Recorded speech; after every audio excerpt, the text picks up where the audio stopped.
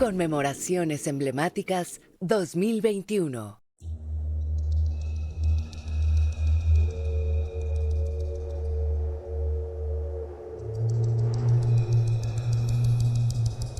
Atardecía el 13 de agosto de 1521. Las nubes anunciaban la tormenta que horas después caería sobre la región lacustre de la Cuenca de México. Durante días, los ininterrumpidos sonidos de tambores y caracolas, huehuetl y teponaztles, gritos y voces, inundaron el ambiente hasta lo imposible. De repente, esa tarde todo quedó en silencio, un doloroso silencio.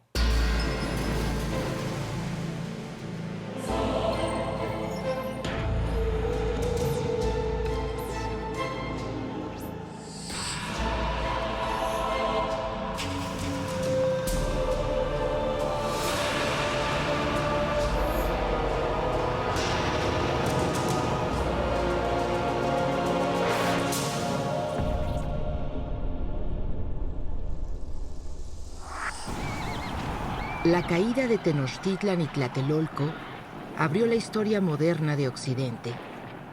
Su registro tiene el doble filo de la épica y la tragedia. Y más cortantes, nos rozan los filos del arma blanca de la ficción y de la ideología, desde tiempos de la conquista hasta el día de hoy. Tenochtitlan y Tlatelolco, las dos ciudades que se les ha llamado gemelas, las dos ciudades mexicas, ocupaban una isla de aproximadamente unos 13 kilómetros cuadrados. Tenochtitlan, digamos que ocupaba las 2/3 partes del lado sur de esa isla y Tlatelolco la tercera parte en el lado norte. Tenochtitlan estaba distribuida a grandes rasgos a partir del gran recinto sagrado, cuyo templo principal era el Templo Mayor. A partir de ese Templo Mayor, de hecho en la base del Templo Mayor confluían virtualmente las dos grandes calzadas, o dos de las grandes calzadas que comunicaban a su vez a la ciudad con la tierra firme. Hacia el sur, la famosa calzada de Iztapalapa, por la cual entraría Cortés y todos los que lo seguían el 8 de noviembre de 1519, y hacia el poniente la calzada de Tlacopan o Tacuba, como se conoce actualmente ese lugar. Estas dos calzadas, decía yo, confluyen virtualmente en la base del Templo Mayor. Así de bien estaba trazada la ciudad de Tenochtitlan, ¿no? Pero a partir del Templo Mayor y de este recinto sagrado, además de estas dos calzadas, bueno, había otras dos que comunicaban a Tenochtitlan también, una con la tierra firme hacia el norte, que era pues la calzada de Tepeyacac, pero que se llegaba a esa calzada de Tepeyacac a través de una calle o vía, digamos, que salía también del área del recinto sagrado hacia el norte y que corresponde actualmente a la calle de República del Brasil, que se continuaba con la calle de Peralvillo o la calzada Peralvillo, ya claro en uso los nombres ya de posteriores a la conquista, y llegaba en última instancia a la antigua calzada del Tepeyacac, que corresponde actualmente o correspondería a la calzada de los Misterios. A partir de estas cuatro, digamos, calzadas que partían, lo repito, del recinto sagrado, se distribuían las cuatro grandes parcialidades de Tenochtitlan. En cada una de estas cuatro grandes parcialidades había un mayor número de calpulis o barrios. No se sabe exactamente cuántos calpulis había en la época prehispánica, puesto que a raíz de la conquista se hizo la traza de la ciudad novohispana, que borró gran cantidad de estos barrios originales, de estos barrios indígenas. Esas cuatro grandes parcialidades eran hacia el norponiente Cuepopan o Santa María Cuepopan, como se llamó ya después de la conquista. Hacia el noreste, Atzacoalco o San Sebastián Atzacoalco. Hacia el suroeste, Teopan o San Pablo Teopan. Y hacia el suroeste, Moyotlán o San Juan Moyotlán, en la época colonial. Esta era la gran división de la ciudad de Tenochtitlan. Tlatelolco en el norte no tenía esta división en 4 grandes parcialidades. De hecho, Tlatelolco básicamente era el gran recinto sagrado, que era muy semejante al de Tenochtitlan, al igual que el templo mayor de Tlatelolco era muy semejante al del templo mayor de Tenochtitlan. Y también, desde luego, hacia el oriente de este recinto sagrado de Tlatelolco, que por supuesto también se puede visitar, es una zona arqueológica actualmente. Hacia el oriente, decía yo, se encontraba la gran plaza del mercado de Tlatelolco, el famoso mercado de Tlatelolco que tanto impresionó a los conquistadores, ¿no? Era una plaza enorme y que de hecho llegó a tener ya en lo que fue el sitio final de Tenochtitlan una importancia estratégica muy especial, ¿no? Ya sobre todo en las últimas 2-3 semanas de ese sitio que culminó de hecho en Tlatelolco. Con el sitio de Tenochtitlan atacaron los españoles básicamente desde 3 frentes. Desde el sur, Hernán Cortés con sus propias gentes, que se estableció más bien su real en un lugar que se llamaba Acachinanco, que estaba situado sobre la calzada de Iztapalapa, y que para ubicar, digamos, a la gente en términos actuales, a grandes rasgos, situémonos en lo que actualmente es el cruce del viaducto Miguel Alemán y la calzada de Tlalpan o San Antonio Abad. En esa zona es donde estuvo el real de Hernán Cortés. Él atacó desde el sur. Hacia el poniente, Pedro de Alvarado se estableció su real en Tlacopan o Tacuba, y a partir de ahí fue que atacó Alvarado inicialmente por la calzada de Tlacopan a Tenochtitlan, pero después Alvarado se enfocó al ataque a Tlatelolco por la calzada de Nonoalco, que comunicaba directamente a Tlacopan o Tacuba con Tlatelolco, y particularmente con el área nuclear de Tlatelolco.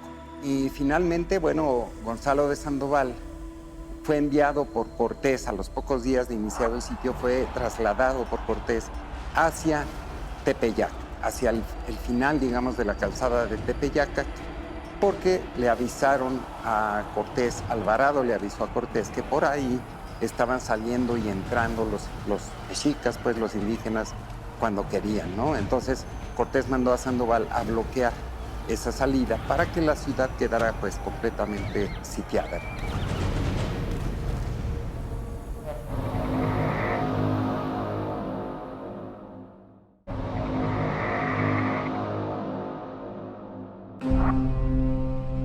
El 28 de abril de 1521, los bergantines construidos en Tlaxcala están listos en el lago de Texcoco.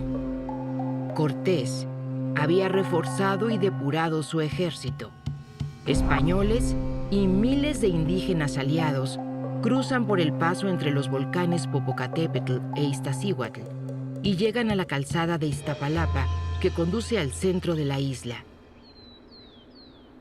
A finales de 1520, Hernán Cortés se da cuenta que para tomar Tenochtitlan tiene que echar mano de algo más que un grupo fuerte de aliados indígenas, algo más que los apoyos que le llegaban de las Antillas y algo más también de la inteligencia, de las técnicas, de la ingeniería que traían los europeos. Pero como contraparte, también los tenochcas se dan cuenta de cuáles van a ser los movimientos de los españoles. Entonces, finales de 1520 se vuelve muy importante porque no solo se trata de amarres políticos entre Cortés y los distintos grupos indígenas contrarios a los tenochcas, sino también porque se da cuenta que la batalla más fuerte y la única posibilidad de tomar Tenochtitlan es haciendo una guerra acuática.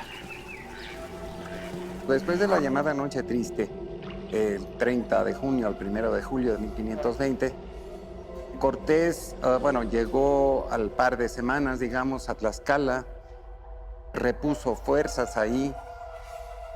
Algunas o muchas de sus gentes querían o le pedían que siguieran camino hacia la Villa Rica de la Veracruz, ¿verdad? Con el fin de estar mejor resguardados ahí. Cortés les dijo que no. Entonces él, como decía yo, recuperó fuerzas en Tlaxcala, luego se fue a una villa cerca de Tepeaca, que él fundó, que le llama Segura de la Frontera, donde permanece bastante tiempo organizando, planeando el regreso y el ataque final.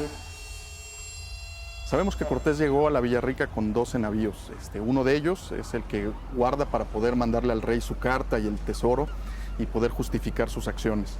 Los otros los hunde ahí en las aguas de la Villarrica. Ya Cortés en la Ciudad de México manda a construir cuatro bergantines allá en el lago. Incluso le pide a Moctezuma gente para ayudarle y encuentra entre la tropa a un Martín López. Este Martín López, sevillano, tenía experiencia en la construcción de barcos y finalmente logra construir estas 4 embarcaciones, las cuales, por cierto, impresionan mucho a Moctezuma. En algún momento lo llevan a pasear por el lago, disparan cañones, estaba muy admirado de que hubiera velas y remos trabajando al mismo tiempo, y Cortés allí es cuando ya creemos que empieza a tener esta idea, ¿no?, de que parte de la guerra que vendría o parte de la forma de salir de esta ciudad sería a través del agua. Después de que los primeros 4 bergantines los queman los mexicas, suceden todos estos eventos, la Noche Triste. En la Noche Triste, Cortés pregunta, ¿no?, cuántos hombres habían muerto y si estaba vivo Martín López, ¿no? Se puso feliz cuando supo que Martín López estaba vivo, ¿no? O sea, él ya tenía ahí la concepción de que parte de esta guerra tenía que ser en el agua, ¿no? Después de estos eventos, manda hacer ya formalmente la construcción de los 13 bergantines, y para esto Martín López se va a Tlaxcala. Utilizan madera de roble, madera de pino, de encino, y arman los barcos de cierta manera allá en Tlaxcala para desarmarlos y llevar todas las piezas hasta el lago de Texcoco. Y allá en Texcoco crean incluso un canal enorme para poder meter los barcos, y arma sus 13 bergantines que serán fundamentales en la toma de Tenochtitlán. Tiene que haber sido una labor titánica, la mano de obra para poder hacer todo ese cargar de cosas. Y bueno, pues también mucho ingenio por parte de los constructores, ¿no? Sabemos que había carpinteros, que había cerradores, que había herreros, y todos ellos pusieron ahí su talento para poder armar estas naves, las cuales estaban aparentemente muy bien construidas, ¿no? Tiene que haber sido un esfuerzo brutal el hacer esto, pero muy importante y significativo para lo que venía. Se fueron por el norte de la Cuenca de México, es decir, tuvieron que subir, digamos, hasta el rumbo de Jilotepec, actualmente, al norte de los lagos de Zumpango y de Xaltocan, y dar la vuelta por ahí, bajar por Cuautitlán, luego pasar por Tenayuca y llegar finalmente a Azcapotzalco y a Tacuba. Esto fue en mayo de 1521, y muy importante, la primera instrucción ahí de Hernán Cortés era cortar el suministro de agua potable, el principal suministro de agua que llegaba de los manantiales precisamente de Chapultepec.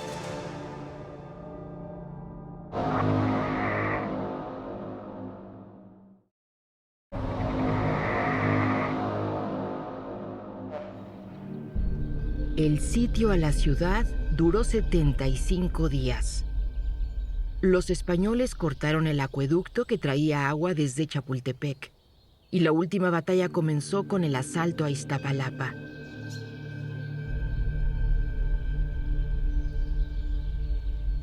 Chapultepec es un referente idóneo para hablar del agua en la Cuenca de México. ¿Por qué? Porque Chapultepec, comencemos por decir que no es un cerro, es un volcán. y es de las más antiguas estructuras de la cuenca, igual que el Peñón de los Baños, igual que Zacatepetl. Este volcán, digamos, cuando aparece en la cuenca, aquí no había ni siquiera un lago, era un río que pasaba, va a cerrar la cuenca la formación Chichinautzin, y de este volcán va a comenzar a manar manantiales de agua, igual que del Peñón de los Baños, ¿no? Pero ¿qué es lo importante? A veces uno imagina que la ciudad, al tener lago, tenía agua por todos lados, y no es cierto, no todo el agua era consumible, ¿no? Entonces, de ahí que este volcán, al haber tenido manantiales de agua, era idóneo para el asentamiento humano. De ahí que tenemos asentamientos muy antiguos. Y el agua, también otra idea errónea que a veces se tiene de Chapultepec es que había un manantial, y no. El Cerro de Chapultepec era lo que conocemos como un cerro llorón. Tenía muchos manantiales, brotaba agua de diferentes lados, y los manantiales más importantes, uno lo tenía en la zona de Petrograbados y otro aquí donde estamos. Este manantial, en la historia oficial de los mexicas, si recuerdan en sus clases de historia, se decía que el cerro estaba desocupado y que llegan los mexicas y que se asientan. Los datos arqueológicos nos muestran que no es así, que Chapultepec estuvo ocupado mucho antes de la llegada de los mexicas. Y tan es así que hubo un gran pleito precisamente por el aprovechamiento del agua. Cuando los mexicas se vuelven el grupo dominante de la cuenca, mandan a hacer un acueducto que va a llegar precisamente a la Gran Tenochtitlan. El primer acueducto lo hace el primer rey de los mexicas, ¿no? Pero es destruido, y es cuando van a ser expulsados los mexicas del cerro. Esa está con Moctezuma I y con Nezahualcóyotl, que se va a hacer un acueducto de piedra, digámoslo así, que va a llevar el agua a la Gran Tenochtitlan.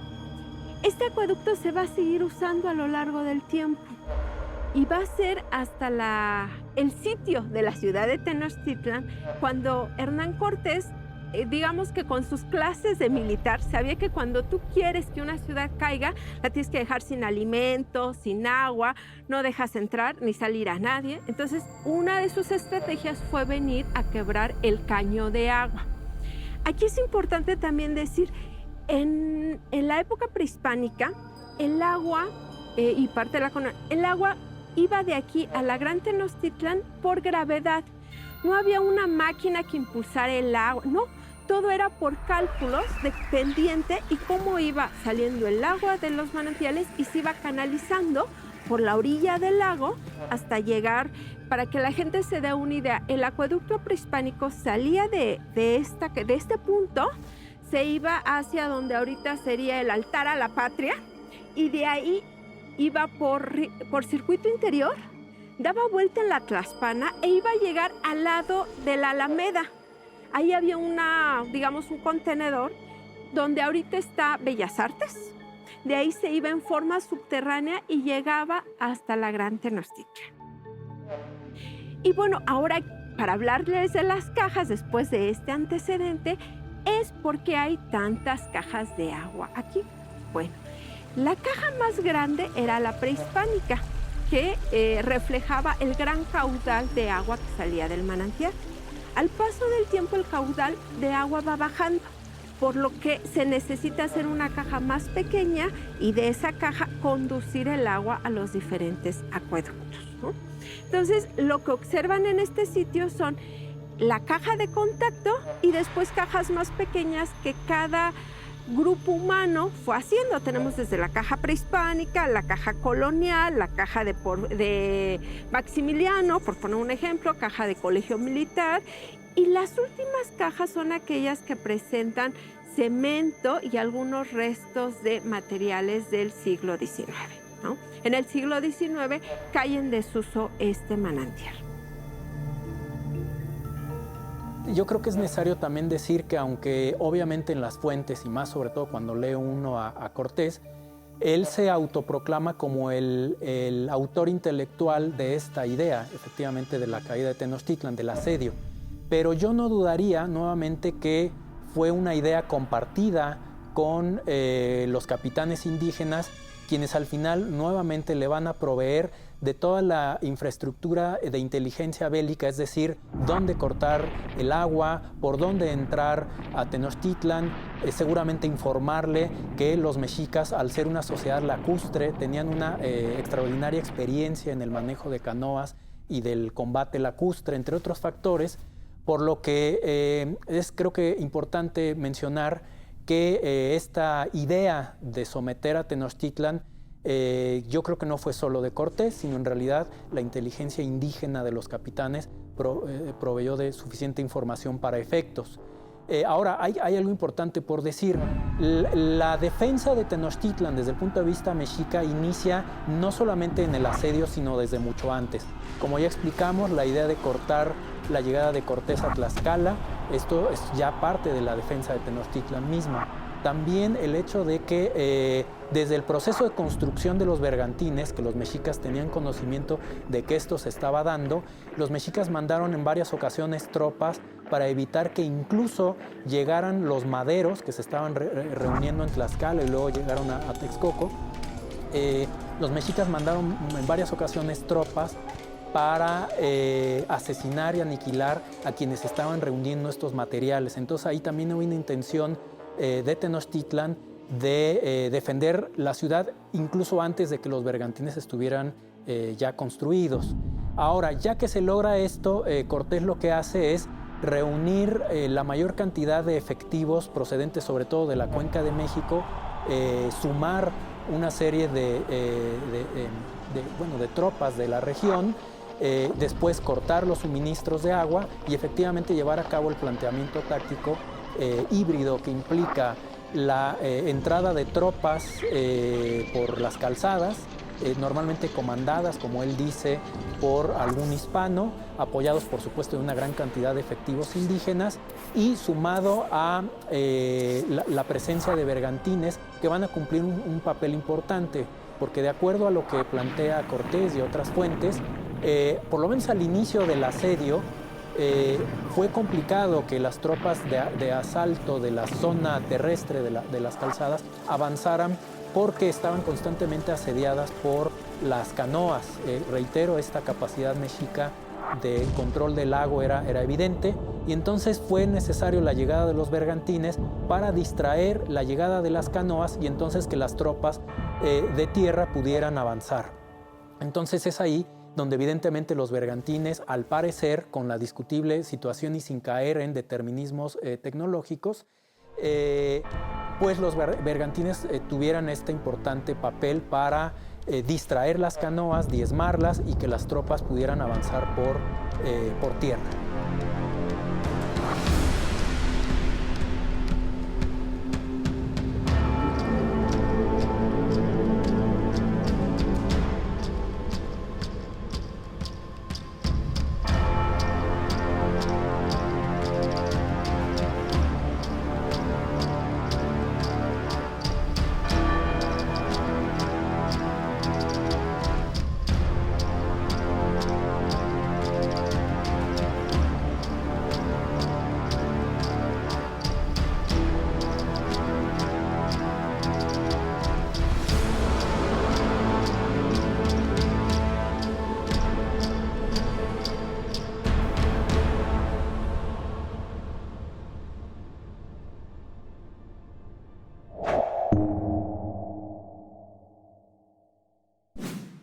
Gobierno de México.